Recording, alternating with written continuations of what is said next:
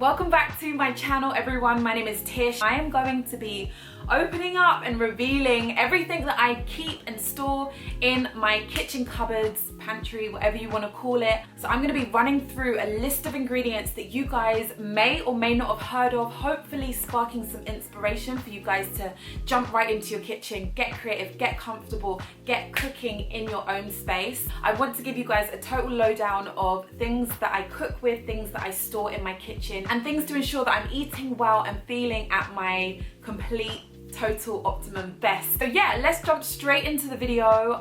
Let me show you guys what I keep in my kitchen. So the first cupboard that we are going to explore is my spices and herbs cupboard. It's right behind me. This is my precious little cupboard that I keep closest to my cooker because I'm always grabbing things and throwing them in whatever I'm cooking. So the first shelf has all of my herbs, all of my dried herbs that I use within my cooking. I have some dried basil, some dried parsley, rosemary, dried thyme. If you've ever followed any of my recipes, you've probably come across quite a bit of dried thyme because I love thyme. Some coriander leaf, which I don't use too much of, some dried dill, some dried oregano. I use a lot of dried oregano in everything. So a common question that I get asked is, Tish, how do you know how to flavor food? Like, how do you know about flavor combinations? And the truth is that I just go with what I feel. So growing up, I would watch my mum cook and she had no reservations on flavor and putting a lot of herbs and spices into her food. Over the years, I've definitely explored with certain tastes that I like to be intense in my cooking, in my food, as opposed to certain tastes that I like a subtle impact. So an example is rosemary. I love rosemary, but I like it to be quite subtle.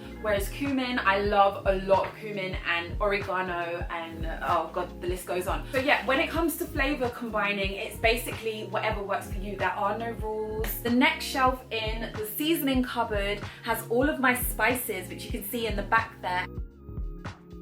I can definitely appreciate simple food, really good quality vegetables, cooked in a really simple way. But then on the flip side, as you guys know, I love big bold flavors. So I'm going to show you guys the exact spices and different things that I use just to flavor up my food and just make it exciting. So this needs no introduction. This is my black pepper. I've got some white ground pepper, some ground cinnamon, which I love in sweet foods, of course, but I also love to add it to some savory foods, especially like big stews and curries. Some ground nutmeg. Every Caribbean home has fresh nutmeg.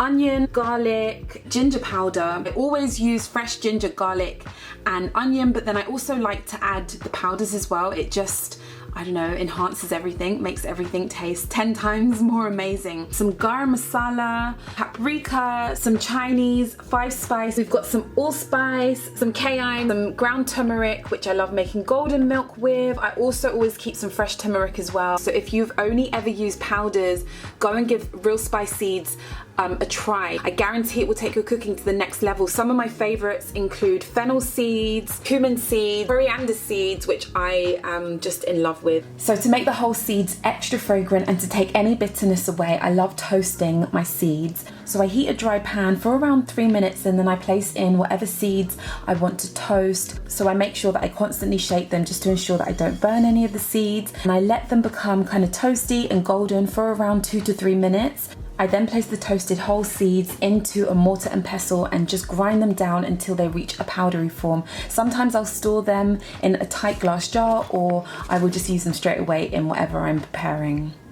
Another one of my favorites is cardamom seeds, which I actually throw into almond milk with dates and vanilla. Oh, so delicious. Along with the spices, I like to keep a few spice blends handy, so I'm just going to show you just a few of my favorite ones. So spice blends can be a way to introduce you to certain flavors and how they taste when they're combined. This is a Cajun Raisin one, and it's a blend of paprika, onion, garlic, sea salt, ground black pepper, fennel, basil, cinnamon, thyme, white pepper, parsley, and cayenne pepper. That is it. There's nothing strange added to it. Natural spice blends are fine. Of course, making your own blends is ideal, but I personally don't always have the time to, so I love these alternatives. So curry powder is also a spice blend, and I use a lot of curry powder in my cooking. Za'atar is also another one of my favorite spice blends. It's a Middle Eastern spice blend, and it is made with sumac, sesame seeds, thyme and sea salt. I love rubbing it on cauliflower steaks. My absolute favorite spice blend is berbere, which is a Ethiopian spice blend. It's hot, it's fiery, it's got depth, it's got flavor, it's just delicious, and I love Ethiopian food, so adding a little bit of this to my food just reminds me of Ethiopian food, which makes me happy. There's actually a recipe in my ebook. It's a beetroot red lentil recipe, and it has berbere in it, and it is one of my favorite ways to prepare red lentils. The last thing that I'm going to show you guys from that cupboard are the salts that I use. Now, a good quality salt is essential. If your taste buds adjust to really good quality salt, it's really funny because when you try food that has processed table salt thrown over it, you can really taste and feel the difference. So everyone has a different pace of how they want to adapt their eating habits, but changing your salt is something that you can literally do overnight, and you will see and feel and taste a world of difference. So I love to use pink salt in a lot of my cooking. I'm still such a huge fan of sea salt. Also got this herb type of sea salt. So this is another cupboard where I store things like sweeteners, superfoods, dried fruit and things like that.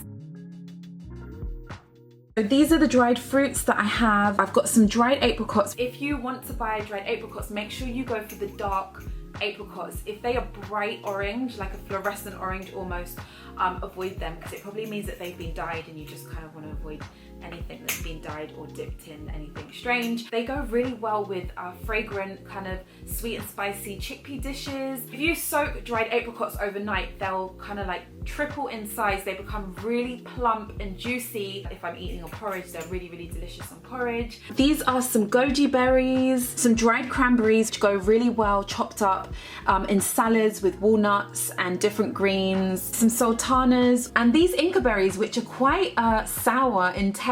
So these are mulberries, which I only discovered recently. I've been missing out because they're so delicious. They've got a sweet kind of crunchy texture. Here are the nuts and seeds that I have stored. So I've got some cashews, some almonds. Almonds will forever and always be my favorite type of nut to make milk from. I've also got some ground almonds, which work really well in baking. So I love to toast pine nuts in a pan and throw them on top of things like pasta dishes. Some chia seeds, which are a must, a staple in my kitchen. I use chia seeds quite a bit to make chia seed pudding, a breakfast pudding. So some hemp seeds, two types of hemp seeds. One has still got the shell on and one doesn't. I love to roast these pumpkin seeds in the oven until they're golden, and then splash them with tamari to make tamari pumpkin seeds. So me being coconut obsessed, I have some desiccated coconut, of course, and I have some coconut flakes, coconut chips.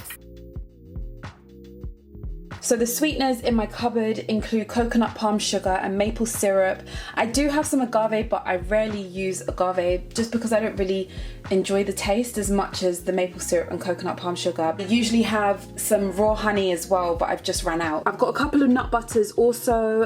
This is a coconut almond butter one, and I've got some peanut butter as well. I don't have a lot of tea bags these days because I usually just create my own infusions with loose herbs. So the first tea it's a graviola tea. It's soursop leaf basically. I always keep chamomile tea on deck. I love chamomile tea before I go to sleep. If you are having problems just with sleeping or just relaxing, switch off all of your screens, switch off your phone, have a warming bath with some Epsom salts, some essential oils, have a warm mug of chamomile tea, and let me know if it helps with your sleeping, because chamomile is one of the things that just sends me to sleep, and it's just soothing. It's like a big hug. I've also got some sage tea, which is really good for this time of the year, especially if you've got a sore throat or anything like that. Sage tea can be really helpful. I've also got some lemongrass tea, which I drink often as well.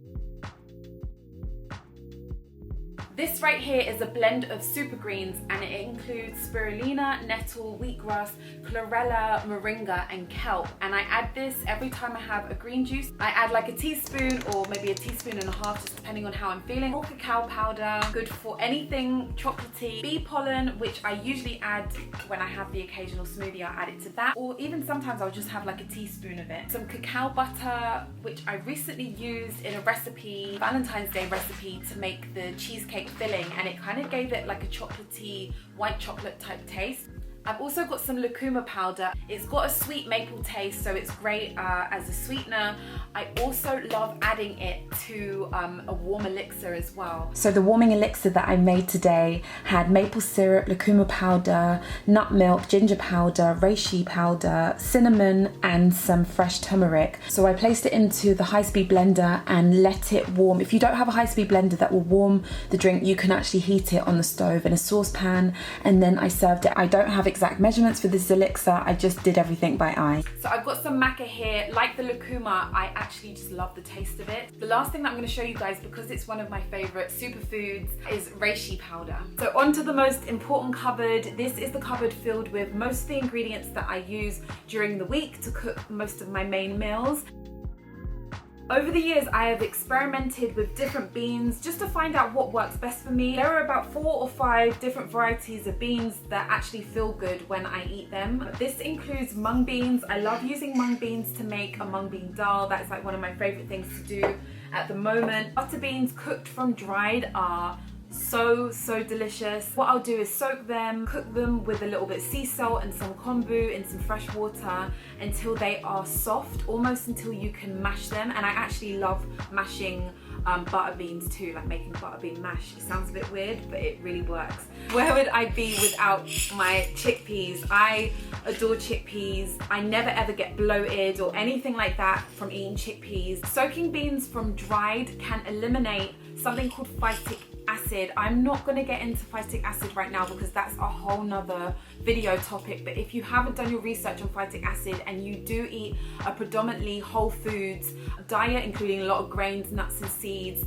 and beans, it's really important that you're familiar with what phytic acid is. So just do your own research. That's all I'm putting out for now. So I've got some red rice, some brown jasmine rice, which I love. For like the past 6 months, I've actually been eating a lot of savory foods for my breakfast, so I don't really have sweet porridges often, but when I do, using teff or amaranth are my go-to options. So quinoa is definitely a staple of mine. Earlier on, I made a creamy celeriac sweet potato soup, and then I topped the soup with some cooked quinoa that I had left over in the fridge. This tahini in particular is really nice. If you're here in the UK, I got this one from Morrison's. It's a really good quality tahini. One of the main ingredients that you will find in a lot of my food is coconut milk, coconut cream. So I'm gonna run through a few of my favorite oils. So the first one is coconut oil. I've got some macadamia oil, which was recently recommended. I haven't tried it properly yet. I'm just waiting to kind of bake something, or basically waiting for the chance to use it. That needs no introduction. Always have on deck a really good quality olive oil. One day I will have a cupboard full of different olive oils. I am olive oil obsessed. Toasted sesame oil, which tastes delicious in like nut butter dressings. It just adds a real sesame kick. So I've got a couple apple cider vinegars. First one is just your standard apple cider vinegar. The other one is an apple cider vinegar with manuka honey. I got some balsamic vinegar. I recently bought some pomegranate molasses. I always keep a jar of olives. Tamari. Yep, I just found these at the back of the cupboard, so I wanted to show you guys quickly. These are some buckwheat noodles. The last little section up here is where I store most of my seaweed, sea vegetables. I haven't made sushi properly, but I do love using these nori sheets just to wrap my favorite ingredients up in. Put quinoa and my favorite vegetables, maybe a bit of tahini, maybe a bit of almond butter sauce or something, and then just roll it and eat it as a quick snack or a quick lunch. Thank you guys so much for watching this video. Give it a like if you liked it. Leave me a comment if you have anything to ask me, anything to say. As usual, I will see you guys in my next video. See you all soon. Bye.